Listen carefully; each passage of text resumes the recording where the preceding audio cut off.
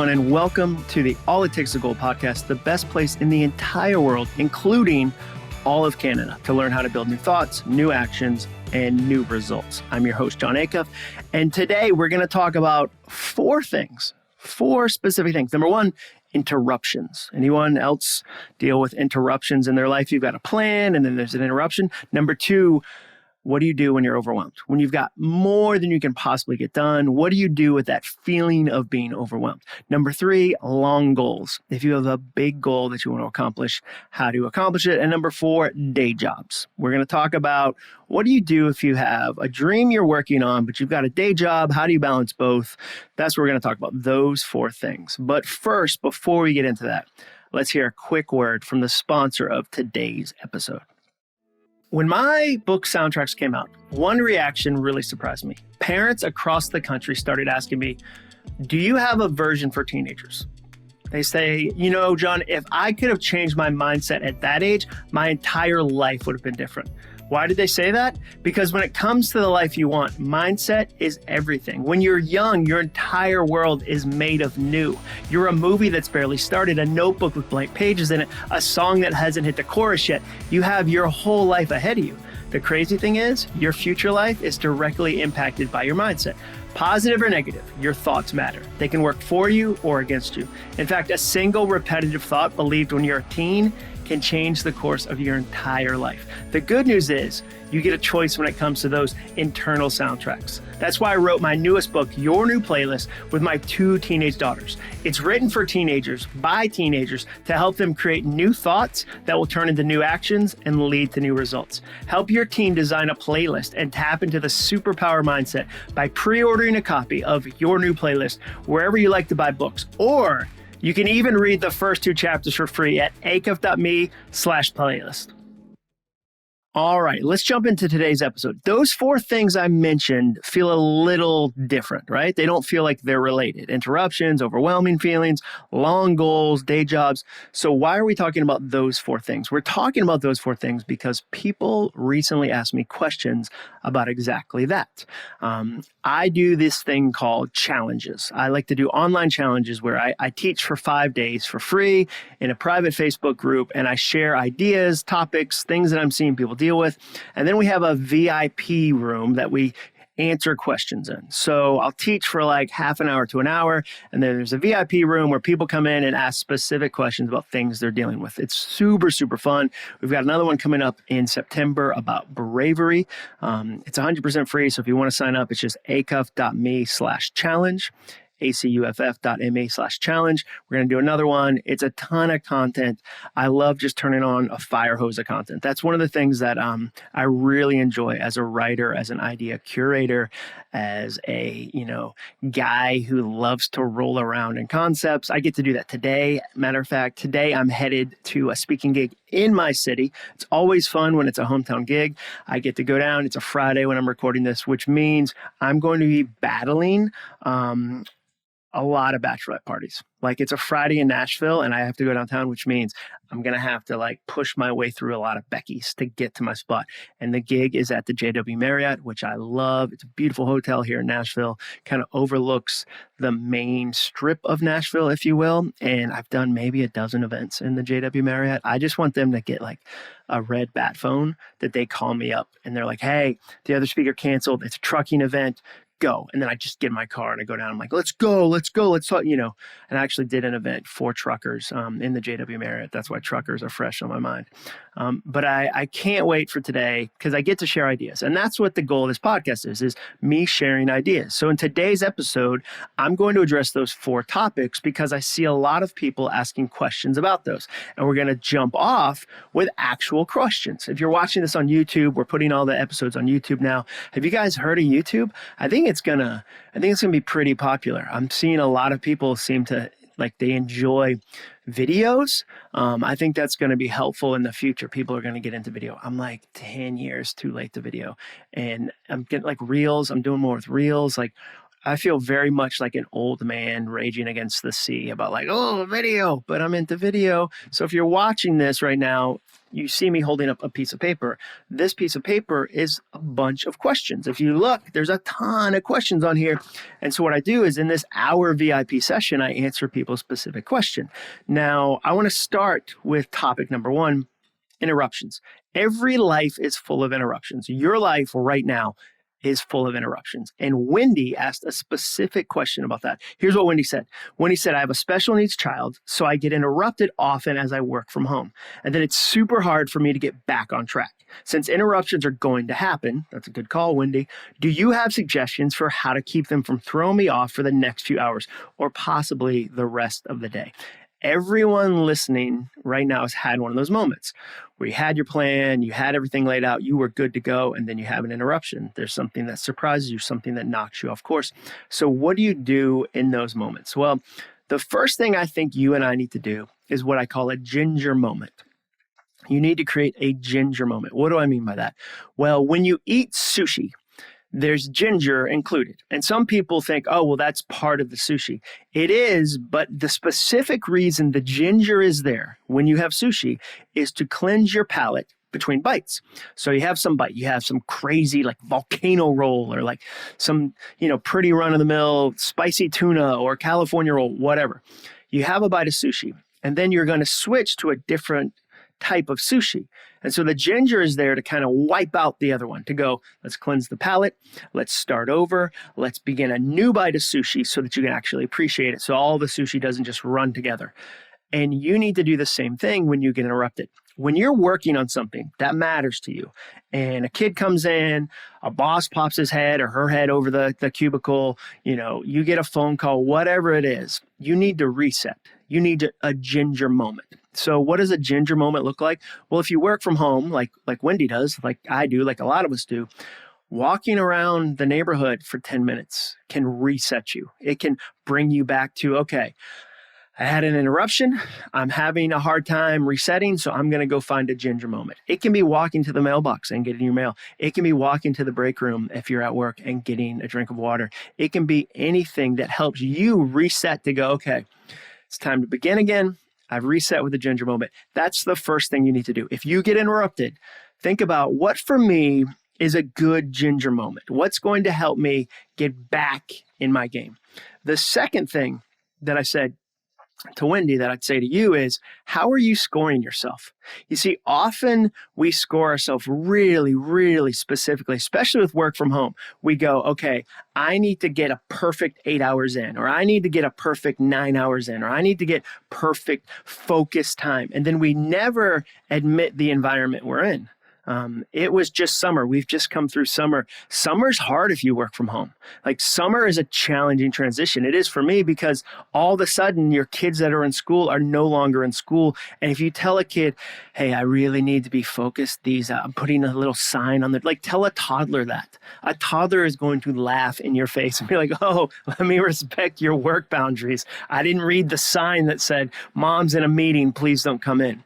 So you have to give yourself a score that actually is realistic. So I always say, don't score yourself on 100%. You're going to hear me talk about that constantly. What's your scoring? How are you scoring yourself? Because sometimes the reason the interruption is so frustrating is you're scoring yourself going, there's pass fail. Either I passed the day, I crushed every inch of it, or I failed. You need a different scoring system, especially if you're getting a lot of interruptions. The third thing that I said to Wendy that I'd say to you is make interruptions a goal, not a failure.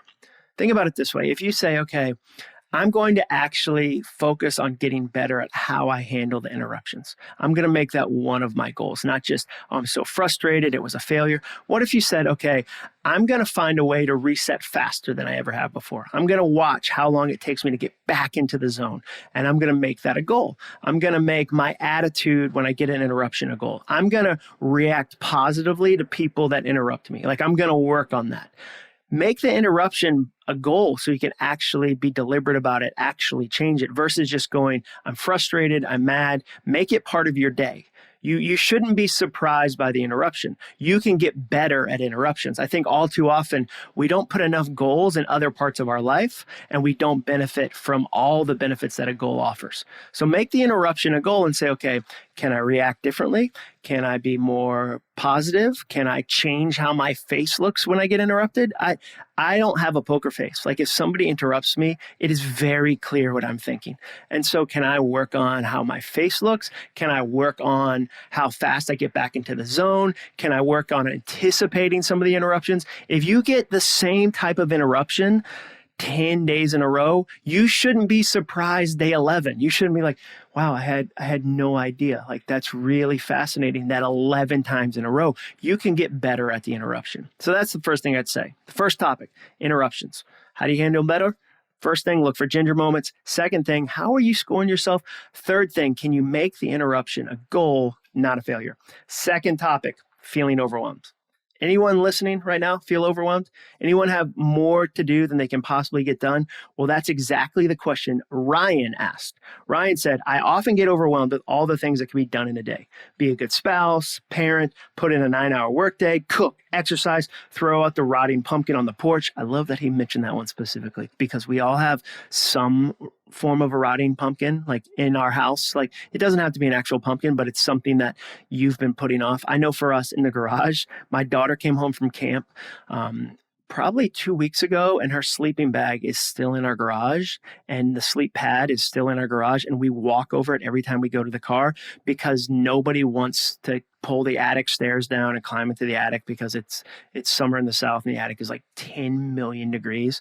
And so we've all been pretending there's not a huge sleeping bag that we are stepping over. Like that's our rotting pumpkin. You have a rotting pumpkin in your life right now. Everybody does. He says daily house chores, walk the dog, juggle relationships. What advice do you have to, one, not guilt yourself when you don't get everything done? Number two, keep your family happy. And number three, accomplish your personal goals. That's a great question. And it's a topic we can all relate to, feeling overwhelmed. So the first thing I said to Ryan that I'll say to you is me too. Like me too. Everybody feels overwhelmed. That's a very human thing. Like I don't know if animals feel overwhelmed. Like I've never seen a cardinal that's like, man, I have so much to do today. Like so much cardinal stuff. I think feeling overwhelmed and trying to do more than you can possibly do is a very human thing. The second thing I'd say is there's a soundtrack I like to use. I've talked to you guys about soundtracks again and again and again. It's a book I wrote about mindset, about overthinking, and a soundtrack is a repetitive thought. It can be negative or positive. It's positive if you choose it, if you create it. So a positive soundtrack that I use when it comes to being overwhelmed is you don't finish the work, you finish the day. Let me say that again.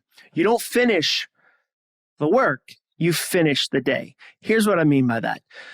We don't live in a done world. We really don't. Like, let's say that part of your job involves social media. There's people that are listening right now that part of their job involves social media. You're never done with social media. You never finish the internet. You never go, I did it all. Like I finished, like I did enough. Like I posted on everything. I responded to everybody. I finished social media. No, you never feel that way. And that's true of every job. There's not a teacher that goes home at the end of the day and goes, I helped every kid the exact way they needed to be helped. Like I did it all. I finished. Like I'm done with education today. Like I did it all. I finished. There's not a CEO. There's not a manager of a bank that goes, you know what? Every single thing. Like I finished all the work. You don't finish the work. You finish the day. And that will shift your perspective because then you go, okay, I did some things. I did the things I needed to do. I didn't get to all the things because we don't live in an all world where I get to do all the things, but I did the ones that mattered and I finished the day. The day has a conclusion. The work keeps going, and that's not a negative thing. It doesn't mean you're on this endless cycle of work coming and coming and coming and coming. What it means is you get to rest. You get to say, I finished. I finished the day. So you have to shift your perspective. The third thing I'd say is that you need to focus on what you did, not what you missed. There's this huge temptation at the end of the day when you're feeling overwhelmed to only focus on the things you didn't get to only focus on all the things you missed, on all the things that are half done, on all the things, all the balls you dropped, however you want to say it, versus going, look what I did. And that happened to me in my own life. I'm trying this new organization kind of goal setting system. I'm a goal nerd, so I'm always like tinkering and testing things. And I got this massive whiteboard, and I've been studying this system called Kanban, I think is how it's pronounced. It's Japanese. It's a software development system, but they have a personal Kanban where you can use it in your own life. And I'll probably share more about this as I go. I'm testing it right now. If it's awesome, then I'll go, hey, I think it's awesome. That's how I do my content, by the way. I figure out something and I go, let me test this, let me try this. And then I open it up to a lot of other people. I open it up to you guys. I invite you to challenges like acuff.me/challenge. And thousands of us try it and go, that worked. Like that worked. That changed my approach to books. A few years ago, that changed how I do books, because by the time a book comes out, I've tested that idea in my own life, but also in the life of thousands of other people. So when somebody reads the book and goes, oh, I can apply this to my life, it's because real people like you have tested the idea with me and it actually works. I don't put theories into books. I put tools into books. That was a shift for me. And so I'm testing Kanban, but the coolest part of it, I think so far, is you have 3 columns and one of the column is done. Like they put a big emphasis on saying we often don't give ourselves credit for the things we actually did, the things we actually completed. We don't look at done. And so I've started to have a column on my whiteboard that says done, and I'm collecting all these things I did. And it's fun for me to look up and go, oh, wow, there's a huge pile over there, versus at the end of the day going, I didn't do it all. Like I didn't get it all done. I look at all the things I missed. We have this tendency to over-focus on the things we missed versus the things we did. And so if you're feeling overwhelmed, I would encourage you, what would it look like for you to create a done list, for you to create a done category in your to-do list so that you can actually see the things that are piling up? Because I think there's more there than you think. And I think that you're like me, you tend to ignore the things you actually did and over-focus on the things you missed. So if you're feeling overwhelmed, that's my advice. Number 1, me too. Everybody feels that way. Don't think you're alone in that. Number 2 advice, remember, you don't finish the work, you finish the day. And the third thing is focus on what you did, not what you missed. Focus on what you completed, not what you missed. The third topic we're going to talk about are long goals. Like when you have a big goal, that's not something you can accomplish in a day, not something you can accomplish in a week, not something you can accomplish in a month, like a long goal. A woman named Monica asked about that. She said, as a retired educator, I know how important it was to encourage kids at every step, not just the completed project, final test, etc. Do you have recommendations on how we can be present in the moment into what we are doing along the way? She said some phrases that come to mind, like enjoy the process, celebrate the accomplishment, savor the moment, etc. How do you be present in the moment into something that's a long goal? And so here's what I said to Monica that I'd say to you. Number 1, build more milestones, not just begin and end. There's a reason that when you run a marathon or a half marathon, they tell you each mile. Like when you run one, there's a sign that says mile 1, mile 2, mile 3, not mile 4, not mile 5, mile 6. You see, if you only had a beginning and an end, that would be really discouraging. Nobody can hold their breath and kind of white knuckle and go, okay, a year from now, we're going to launch that product. And so we only have 2 milestones, the product beginning, like the kickoff meeting, and when the product actually hits the shelves or when it actually goes online or whatever. Like you need milestones along the way. So I try to make really small milestones. I try to give myself millions of little finishes along the way so that I don't have to go that far. I don't want to have to go from start to finish with no accomplishment in the middle, with no checkpoint in the middle, with no sense of savoring that I've done some work in the middle. So I think the first thing you do with long projects is you add some milestones. You add some small wins along the way. That's the first one. The second thing is track the hours invested. I think hours are one of the best things you can track when you're working on a long goal, because they become a milestone. So for me, I know it takes 500 to 700 hours to write a book. Like this, I'm working on my 9th book right now. I'm writing my 9th book. And at this point, I'm pretty confident that it takes 500 to 700 hours to write a book. And I've been tracking all the hours on the current one I'm working on. because they become these little mini milestones, because there's not a ton of other milestones in a book process. I mean, there's turn in a first draft, get edits back. There are some milestones, but not enough. So I need a milestone that when I do 3 hours, I get to move the needle a little bit on the chart I'm keeping. When I do another 2 hours, I get to move the needle a little bit. Because if I only had 2 milestones, start the book, finish the book, I would never finish books. I'd get so discouraged. So I think it's really powerful for you to track the hours during a goal, not just the completion of it, because the hours are easy to measure. Time is the easiest metric. It's everyone knows how to measure time. I know when, wow, I've put an hour in on this project, or wow, I went and worked out for half an hour, or wow, I did this around this time frame. That's what I mean. Track the hours that you invested. The third thing I would say is make the progress stack up visually. Make it stack up visually. I have a huge wall chart that tracks my hours. If you follow me on Instagram, I share it all the time. I'm just at John Acuff. You can see my updates there. But you have to make the progress visual, because otherwise you'll forget it. We know this with kids. It's so funny. I think it's really interesting how many tools we give kids to manage elementary school, middle school, high school, and then we graduate and we remove the tools. We go, hey, no, now you're an adult. You don't get to have a chart that shows what you're working on. You don't get to have a visual. I think it's the reverse. I think you need more visuals as an adult. Is it easier to be a kid or an adult? Do you have less pressure as an adult than you as a kid? No, of course not. You have so much pressure as an adult. So make it easier on yourself. Have some visuals. So when you've got a big goal, especially, have a visual so you can see the progress all along the way. Keep that goal, keep that progress right in front of you with a visual. Now, the third topic, and let me do a recap because I recapped all the other ones. So if you've got a long goal, build more milestones. Build more milestones, lots of many milestones. Second thing I said, track the hours invested. Third thing I said, you should always make the stack up, the progress visual. Those are the first 3 topics. Now we're going to talk about day jobs. I'm going to flip to the day job. That's what you're hearing. If you're not watching, I'm flipping paper. There's hundreds and hundreds of questions that I've answered over the years. It's super fun to be able to really serve real needs. So let's talk about day job to dream job. It's a question I get a lot. I wrote a book called Do Over that kind of walks you through career transition a few years ago.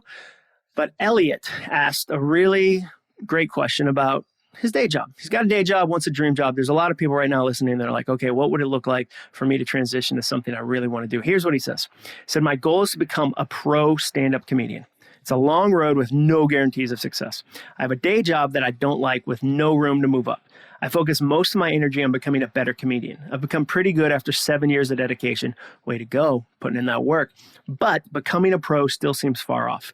I feel judged because I'm in a lousy job. Should I spend time improving my day job when it is not something I see myself doing long term and would waste energy that could be spent on my goal? Great question, right? He's got a day job, feels a little bit stuck, has a dream job that he wants to do. He's putting in the work. He's trying to grow it. It's a challenging road. Here's what I would say. Number 1, you can't be lazy all week at your day job and then think you'll hustle on your dream job. It's a really simple principle. You can't practice being average all week and then think you'll be amazing on the weekend. You can't. I really believe that you need to give it your all at your day job so you can give it your all on the weekend. If you practice being lazy, if you practice being disrespectful, if you practice being average for 40 hours a week at a day job, guess what happens on the weekend? You've practiced being average. You're going to be average on your dream job. What I found is that when I started to hustle on my day job, the more intention I put to my day job, the better I got at my dream job. So the more that I crushed, meetings, projects that weren't related to my dream job of being a writer at all, the better I was as a writer. It was cyclical. And when I really started to crush my dream job, I really started to give even more to my day job. I believe this at my core. You can't steal time. You can't waste time at your day job. You can't be disrespectful at your day job. You can't kind of slack at your day job and then think you'll crush on the weekend. That's not how it works. You're one person. So I really believe that for somebody like Elliot, for somebody that's listening right now that has a day job that they don't like, hustle on that day job. It will feed your ability to hustle on your dream job. Second thing that I always think of is consider that day job fundraising. I've talked about this before. My friend Bob Goff, I talked to him about this once. He's a lawyer, super successful lawyer. And he said that being a lawyer was fundraising for the missions he wanted to do in Uganda. That's how he looked at it. I look at a good day job as like an angel investor. Like I look at a day job as funding the thing I want to do. Imagine if you looked at them as venture capitalists. Like your boss at your day job is funding your dream. They might not even know it. She might not know it. She might not never. That sounds so smart. I'm so glad I'm giving advice with might not never. Ridiculous. She may never know that, but your day job can fund your dream job. If you imagine your day job as a venture capitalist or an angel investor, it changes your attitude to it. So think about your day job as venture capital. And then the third thing I'd say to anyone is, do you live in the right city for that dream job? I think that's a good question. I think that there's certain cities that make certain dream jobs easier. And there comes a point where you go, okay, I've tried this. I want to really level up. If you are a songwriter, I would say move to Nashville. If you are a songwriter, I would say you need to be in Nashville because it's harder to do co-writes in Iowa. If you're a comedian, you probably need to be in New York or LA. Why? Because they have enough comedy clubs for you to practice. When you're a comedian, and that's what Elliot's dream job is, you need to get on stage 5 times, 10 times a night if you can and bounce all over the city and see if you can get 3 minutes here, 5 minutes there. You need a lot of comedy clubs, and there's comedy clubs in New York and LA. So if your dream job involves a certain city, is it time for you to make that jump? Now, that's a big jump. I agree. It's a massive jump. And the majority of dream jobs don't require that decision. But as you continue to work hard, as you continue to see it as fundraising, there might come a point where you need to go, okay, I need to move to a different city. I'll still get a day job there. I'll still need the fundraising. I'll still need, the support of that. But maybe I'm not in the right city right now, especially if you're stuck. Elliot said he's been working on it for 7 years. So maybe he's in the wrong city. Maybe he lives in Nebraska and it's hard to build a really thriving comedy career in Nebraska. So always check your city, check where I live. Now, it's easier than ever to chase a dream job because of work from home and you can be remote and all that, but there's still certain dream jobs where you need to be there. I recently read Stephen Pressfield's new book. I'm going to have him on the podcast pretty soon. And he talked about that, like making sure you're in the place where the thing happens. And every now and then there's a type of dream job that has a place. And maybe yours has a place. So what did I say to him? I said, you can't be lazy all week and then think you'll hustle on your dream job. You got to crush your day job too. Number 2, think about your day job as venture capital. Think about them as angel investors. And 3, check your city. Check your city whenever you have a dream job. Those are the 4 things that I wanted to encourage you about today. What do you do with interruptions? What do you do when you're feeling overwhelmed? What do you do with long goals? And what do you do with day jobs? I think it's really fun to be able to answer some questions. So thank you so much to everyone who's in my challenges. Again, if you want to join, the next one's in September. It's acuff.me/challenge. It's going to be super fun. It's 5 days of me teaching content, like things that I love, things that I think are helpful to you. This one's going to be around bravery. So if you're curious and you're like, I think I could be a little braver. Couldn't we all? Like I'm doing a study on bravery right now because I want to figure out, can you learn to be brave? Like, is it something people are born with or can you learn it? Spoiler alert, you can learn it. I think it's going to be really fun. It's acuff.me/challenge.